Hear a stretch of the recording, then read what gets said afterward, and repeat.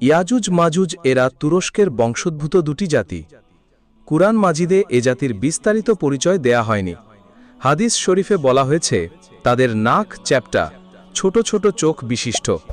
এশিয়ার উত্তর পূর্বাঞ্চলে অবস্থিত এ জাতির লোকেরা প্রাচীনকাল হতেই সভ্য দেশসমূহের ওপর হামলা করে লুটতরাজ চালাত। মাঝে মাঝে এরা ইউরোপ ও এশিয়া উভয় দিকে শয়লাবের আকারে ধ্বংসের থাবা বিস্তার করত।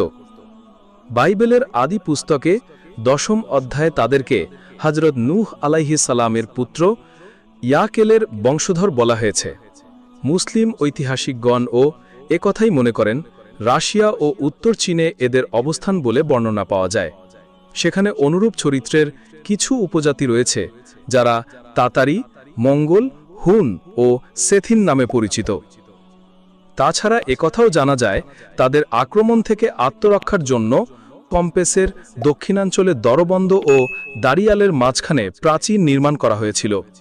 ইসরায়েলি ঐতিহাসিক ইউসিফুল তাদেরকে সেথিন জাতি মনে করেন এবং তার ধারণা তাদের এলাকা কৃষ্ণ সাগরের উত্তর ও পূর্ব দিকে অবস্থিত ছিল।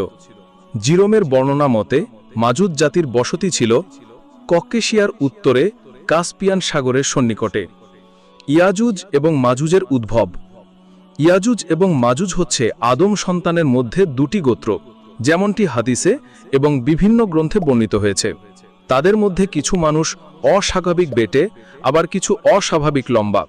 বাদশাহ জুলকরনাইনের যুগে তারা অত্যধিক বিশৃঙ্খল জাতি হিসেবে প্রসিদ্ধ ছিল।